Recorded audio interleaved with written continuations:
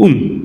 Substâncias orgânicas são passadas para a forma alimento no ato de comê-las por parte dos seres vivos, e antes no ato de prepará-las para serem comidas, quando o ser vivo em questão as prepara para isso, como ocorre no caso humano. Na forma alimento, tais substâncias são digeridas e se tornam energia e matéria do organismo. Na medida em que toma formas novas dentro do organismo para exercer esses papéis, o alimento também se torna informação nova, num sentido que, ainda que imperfeitamente, conecta o sentido comunicacional que a expressão tem em Flusser com o sentido que ela tem na física. No processo, parte do alimento deixa de ser alimento, mas é assimilada negentropicamente ou sinentropicamente pelo organismo, isto é, assimilada num processo de resistência contra a entropia por parte dele, sob formas e quantidades específicas como porções de energia e matéria. Entretanto, outra parte do alimento não é assimilada e perde a forma de alimento ao se tornar não assimilável como tal, pelo menos para seres humanos como nós. Assume formas diferentes, né, não assimiláveis como o alimento, que são as formas de urina e de fezes, por exemplo. Mas, para que tudo isso ocorra, o alimento precisa passar pela ação de enzimas e substâncias digestivas em geral no nosso organismo. Entropia em alimentos exige, então, um agente X externo. Se artificialmente induzido por X, ainda é entropia? Porque, vejam só, a gente costuma chamar de entropia um movimento espontâneo, natural, no sentido do equilíbrio e da dissolução das coisas, como, por exemplo, o movimento desta água, né, que vai se acalmando, né, e perdendo a energia que nós vemos no seu movimento até se equilibrar, né, e se estabilizar numa situação de menor energia. Isso é entropia. Então, será que a gente pode considerar ainda como entropia aquilo que passa pela ação de um agente externo para se tornar algo menos energético, né, menos energizado? Bom, questões como essa, aqui, no que nós vamos discutir, não importam. Tá? Importa muito mais o vago sentido geral de uma força dissolvente e desenergizante que ruma para o crescentemente desorganizado e disforme ou amorfo, que os cálculos e tecnicidades ligados a uma determinação mais precisa e exata da coisa. Quer dizer, esses cálculos, essa tecnicidade não importam tanto aqui, nós não estamos falando disso. Importa mais ainda a mera metáfora humanamente impactante que essa vaga noção oferece como maneira possível de representarmos a morte. 4. Essa noção da morte como entropia dá mais sentido à vida, pois o que dá sentido à vida é o que a faz projetar-se numa direção, e é o que acontece aqui. Podemos incluir nisso uma crítica a Camus. Para ele, vale o mover-se aqui agora com indiferença em relação ao que se conquista. Vale o movimento de conquista em si mesmo, indiferente ao conquistado. Para mim aqui, a vida se projeta para longe da morte como que em fuga, fazendo-se uma bolha frágil que orbita a morte, já que não há realmente fuga, mas apenas o mergulho de valorização nas pequenas coisas dessa bolha de superfície que vai se formando. A bolha é a vida, e segundo essa concepção, o mergulho valorizador em seus detalhes é o que nos resta. Fazer valer a pena a existência na bolha de fuga que orbita a morte, e que flutua também na morte. Morte que não só a recheia de vazio, mas a circunda de vazio. Né? Assim, é preciosa a construção crescente dessa valorização das coisas, e se devemos nos concentrar no aqui e no agora, e sim, é bom que o consigamos fazer, é para conseguirmos o que Stirner consideraria uma mais completa apropriação ou personalização do conquistado.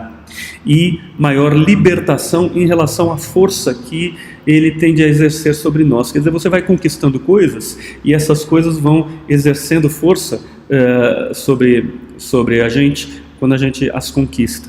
Elas vão exercendo pressão sobre nós e nos alterando. É preciso que nós nos apropriemos das coisas mais do que permitamos que elas se apropriem de nós. Não é? Senão perdemos a liberdade. E é nisso que consiste a nossa conquista crescente, a nossa produtividade. Não naquilo que está externo a nós como algo conquistado, e sim na conquista de si próprio, numa personalização crescente em que nós podemos nos libertar cada vez mais daquilo de que vamos nos apropriando e que vai se apropriando de nós. É preciso lembrar que o passado, incluindo o já conquistado, na medida em que se assenta como irreversível, conecta-se também à entropia e à morte como uma de suas formas. Então, essa personalização em busca de se libertar disso é, mais uma vez, uma luta contra a entropia. Não é? 5. A direção que se dá à vida quando se dá sentido a ela, para jogarmos com uma metáfora de Nietzsche, é humanamente curva, e curva aqui deve sugerir truque, arte, artimanha. O sentido da vida se inscreve nela, nós humanamente o inscrevemos nela por vias curvas. A via reta seguiria a mesma rota já determinada pelo processo de hominização na pré-história, prolongando esse processo sem desvios para o futuro, o que incluiria, segundo a compreensão da coisa que exporei a seguir, a extinção da espécie.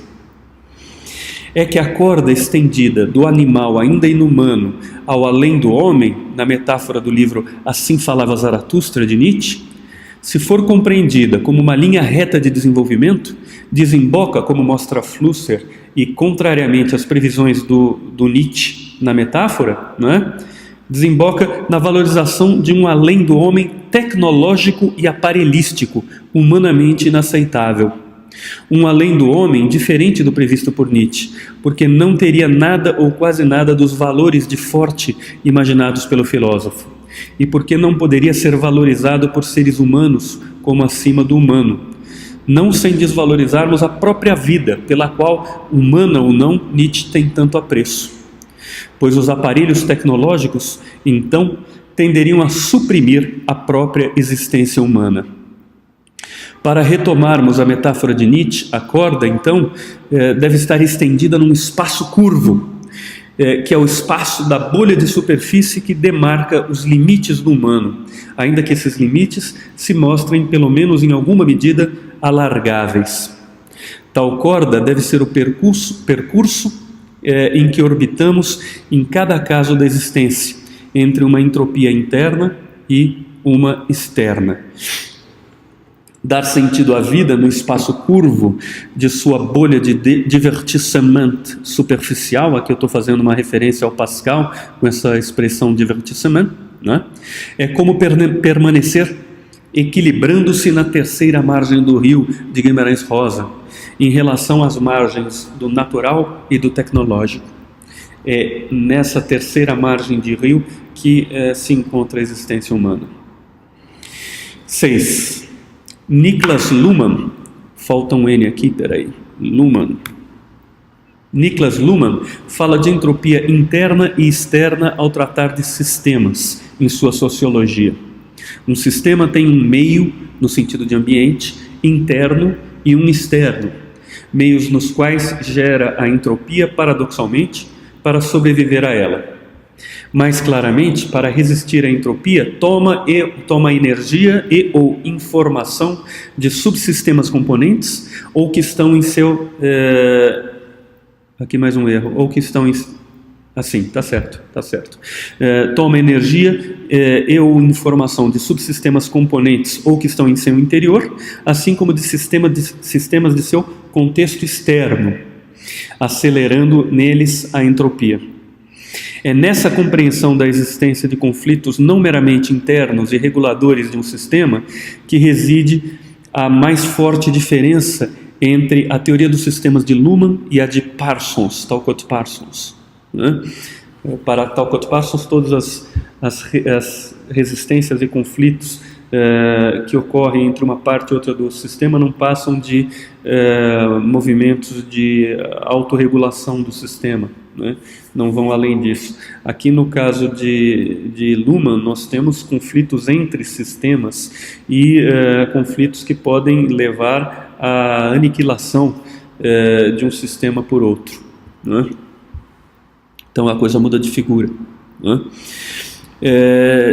Dispensando o material fecal e diurético, por exemplo, assim como energia calórica não aproveitada, o organismo contribui para a sua própria manutenção com essa dispensa. Manter essas coisas sem dispensá-las lhe seria prejudicial.